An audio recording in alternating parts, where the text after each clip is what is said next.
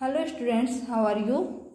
आज मैं आप लोगों के सामने क्लास 12 आरोह से भक्तिन कहानी लेकर आई हूँ, जिसकी रचयिता का नाम महादेवी वर्मा है।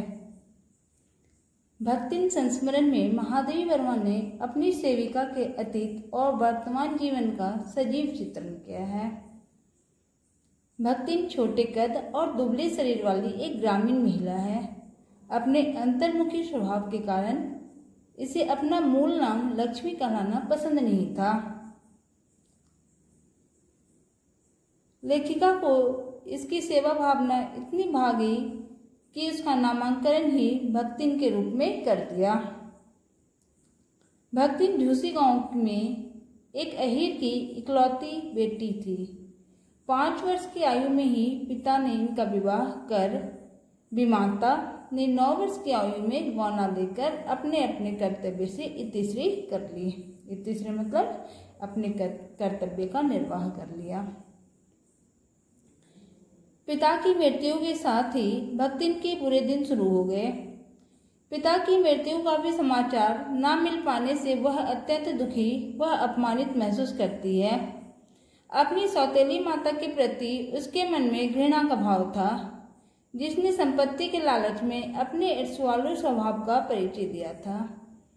इस घटना से भक्तिन का अपने मायके से संबंध लगभग टूट गया था।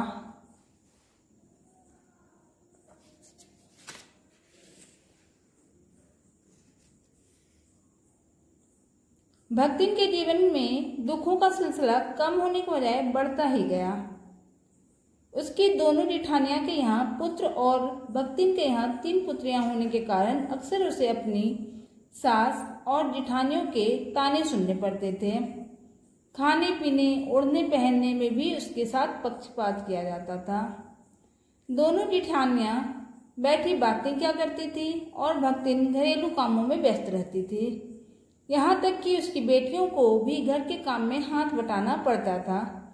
जेठानियों के बच्चे दूध मलाई खाते और भक्तिन की बेटियों को चने बाजरे की पानी से भीगे दानों का ही निर्वाह करना पड़ता था। दुख की घड़ी में एक ओर से भक्तिन को थोड़ा सुकून यह था कि उसका पति उससे प्रेम करता था। उसके प्रेम के बल पर ही भक्तिन ने बंटवारा करके अलग गृहस्थी बसा ली थी। परिश्रमी दंपति ने बंटवारे में जो कुछ मिला उसे और बढ़ाया। बड़ी लड़की के विवाह के पश्चात 2 कन्याओं और 29 वर्षीय भक्तिन को छोड़कर उसने संसार से विदा ले ली। आज स्वयं बूढ़ी हो चुकी भक्तिन अपने मृत पति को भी बूढ़ा कहकर संबोधित करती है। भक्तिन अपनी बेटियों के साथ मिलकर खूब मेहनत की और उसके खेत हरे भरे हो गए। आम के पेड़ फलों से लद गए। इन सब पर उसके जेठ जेठानियों की बुरी नजर थी। वे चाहते थे कि भक्तिन कहीं दूसरा घर बसा ले और उसकी संपत्ति पर उनका अधिकार हो जाए। इस पर भक्तिन ने कहा, हम कोई कुत्ते बिल्ली नहीं हैं, हमें उचित लगेगा वही करेंगे, नहीं तो यहाँ रहकर तुम सबकी छाती पर दाल भूनूंगी और राज करूंगी। इस प्रकार अपनी पैतृक संपत्ति से भी भक्तिन ने कुछ भी देने से इनकार कर दिया और गुरु से कान फुकवा दी, कंठी बांधी, पति के नाम पर केस समर्पित कर वह सच्ची भक्तिन बन गई। यानी गले में कंठी माला पहन लिया और बाल भी अपने पति के नाम पर दान कर दिया और अपनी संपत्ति को सुरक्षित कर लिया। दुर्भाग्य भक्तिन का साथ छोड़ना ही नहीं चाह रहा था। बड़ी बेटी विधवा हो गई और जेठ जेठानी को संपत्ति हथियाने का अवसर मिल गया। बड़े जेठ ने अपनी कुटिल चाल से अपने लड़ाऊ साले से भक्तिन की विधवा बेटी का गठबंधन करवा दिया। अब परोक्ष रूप से जेठों का ही भक्तिन की संपत्ति पर अधिकार हो गया। भक्तिन को नया दामाद फूटी आंख न सुहाता था। इस प्रकार भक्तिन के खेत खलिहान, गाय भैंस सब पारिवारिक द्वेष की भेंट चढ़ गया। लगान न देने के कारण भक्तिन को अपमानित भी होना पड़ा। भक्तिन ने गांव छोड़कर शहर जाने का निर्णय ले लिया। लेखिका के पास आकर भक्तिन के जीवन का चौथा भाग शुरू होता है। वह अत्यंत सादे पहनावे में लेखिका के समक्ष प्रस्तुत हुई और अपनी कार्य कुशलता के बारे में लेखिका को आश्वस्त किया। प्रातः होते ही वह नहा धोकर पूजा अर्चना कर चौके पर बैठ जाती और इस कार्य में वह किसी की नुक्ताचीनी भी सहन नहीं कर पाती थी। लेखिका स्वयं पाक कला में निपुण थी, तो भी वह भक्तिन को कुछ कहने में असमर्थ थी। वह अति प्रसन्नता और गर्व के साथ लेखिका के लिए दाल रोटी बनाकर लाती है, तो लेखिका काली चित्तीदार रोटियों को देखकर अपनी नाराजगी जता देती है। अपनी सफाई देते हुए भक्तिन लेखिका को दाल या तरकारी के अभाव में रोटियां खाने के उपाय बताती है। वह कहती है कि अमचूर, लाल मिर्च की चटनी या गुड़ से भी रोटियां खाई जा सकती है। गांव में उसके सास ससुर उसकी पाक कला की खूब प्रशंसा करते हैं। आखिर लेखिका को रूखी दाल से ही रोटी खाकर संतोष करना पड़ता था। धीरे धीरे लेखिका भक्तिन के जीवन में के प्रति सरलता से इतनी प्रभावित हुई कि वे अपने जीवन की असुविधाओं को छुपाने लगी। भक्तिन ने लेखिका को कुछ ग्रामीण व्यंजन तथा उनके खाने के तरीके सुझाए, तो लेखिका को लगा कि वह भी देहाती हो गई, ग्रामीण हो गई है। लेखिका चाहती थी कि भक्तिन साफ धोती पहने और बोलने में शिष्टाचार अपनाए, परंतु भक्तिन में किसी भी तरह का बदलाव न ला सकी। अच्छाइयों के बीच भक्तिन में एक आध बुराई भी थी। वह लेखिका को खुश रखने के लिए झूठ भी बोल दिया करती थी और इधर उधर पड़े पैसों को मटके में इकट्ठा भी कर देती थी। इस संबंध में कुछ कहने पर वह शास्त्रार्थ के लिए तैयार हो जाती थी। लेखिका ने जब उसके सिर मुड़ाने पर ऐतराज जताया तो भक्तिन ने सुनी सुनाई बात कहकर लेखिका को शांत कर दिया। इस प्रकार उसका सिर मुंडन हर बृहस्पतिवार को जारी रहा। लेखिका ने अपने यहाँ काम करने वाले सभी कर्मचारियों को पढ़ाना शुरू किया, तो भक्तिन ने सबके साथ पढ़ने में असमर्थता जताई और अपने तर्क वितर्कों के कारण वह सभी पढ़ने वालों पर अपना प्रभाव जमाती थी। उसका एकमात्र उद्देश्य अपनी मालकिन की असाधारणता सिद्ध करना रह गया था। भक्तिन चाहती थी कि उसकी भांति दूसरे भी मालकिनी की सेवा करे, उनके कार्य में हाथ बटाए, परंतु यह सब चाहकर भी ऐसा नहीं हो पा रहा था। वह स्वयं कभी उत्तर पुस्तिकाओं को बांधकर, रंग की प्याली धोकर, कभी चटाई को झाड़कर लेखिका की सहायता पहुंचाती थी। लेखिका की नई प्रकाशित रचना को देखकर भक्तिन के चेहरे पर प्रसन्नता की चमक प्रकट हो उठती थी। भोजन के लिए न उठ पाने पर वह लेखिका को कभी दही का शरबत, कभी तुलसी की चाय देती रहती थी।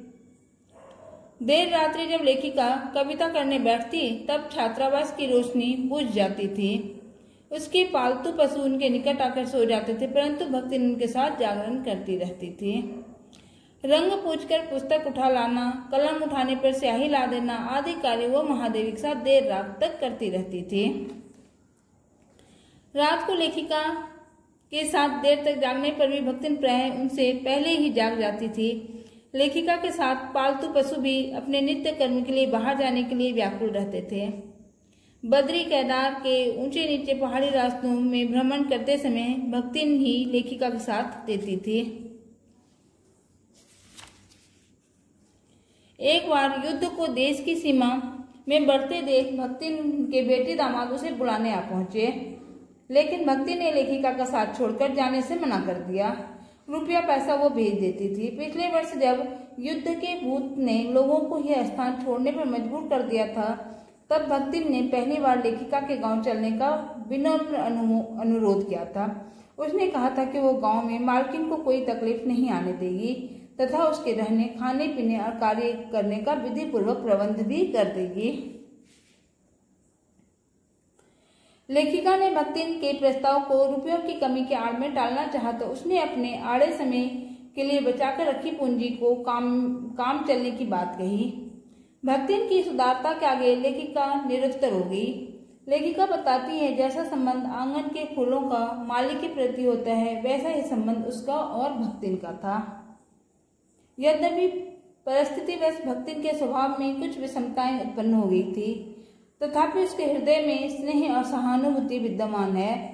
छात्रावास में रहने वाली बालिकाओं के प्रति भी उतनी ही सहानुभूति दिखाती है जितनी कि लेखिका के प्रति। भक्तिन उनकी सुविधा के लिए अपना 2 वक्त का खाना सुबह ही बना लेती थी। लेखिका के परिचितों के प्रति भी भक्तिन का सम्मान और सद्भाव उनकी सहज बुद्धि का परिचायक था। भक्तिन लेखिका के पास आने वाले हर परिस्थिति में जो भी परिचित आते थे अथवा साहित्यकार को वेशभूषा या बिगड़े हुए नाम से ही पहचानती थी। यानी उनके घर जो भी आते थे सबको लेखिका भक्तिन जो थी उनके काम वाली जो नौकरानी टाइप की थी पर सेविका थी, खूब अच्छे से पहचान जाती थी। यद्यपि कविता के संबंध में उसका ज्ञान बढ़ा था तथापि वो साहित्यकारों के प्रति आदर भाव प्रकट नहीं करती थी। जब किसी जेल गए विद्यार्थी के विषय में वो सुनती थी तो उसका हृदय भी व्यथित यानी दुखी हो उठता था। भक्तिन कहती थी कि उन विद्यार्थियों की माताओं को बड़े लाड तथा पैरवी करनी चाहिए। भक्तिन जेल से बहुत डरती थी। अक्सर लोग लेखिका के जेल जाने की संभावना बताकर उसे चिढ़ाते थे। वो लेखिका से जेल में साथ चलने का आग्रह करती क्योंकि जेल में साथ न जा पाने की स्थिति में स्वयं को अपमानित महसूस करती। लेखिका सोचती कि यदि ऊपर से बुलावा आ गया तो क्या होगा, वहां तो कोई साथ नहीं जा सकेगा, तब इस देहातीन वृद्धा का क्या होगा। यह आपका चैप्टर यहीं पर समाप्त होता है। अब कुछ मल्टीपल चॉइस क्वेश्चन है, देखिए आप कहां तक इसका सही आंसर कर सकते हैं। जैसे कि लक्ष्मी भक्तिन का वास्तविक नाम क्या था, तो इसका आंसर क्या होगा बताइए।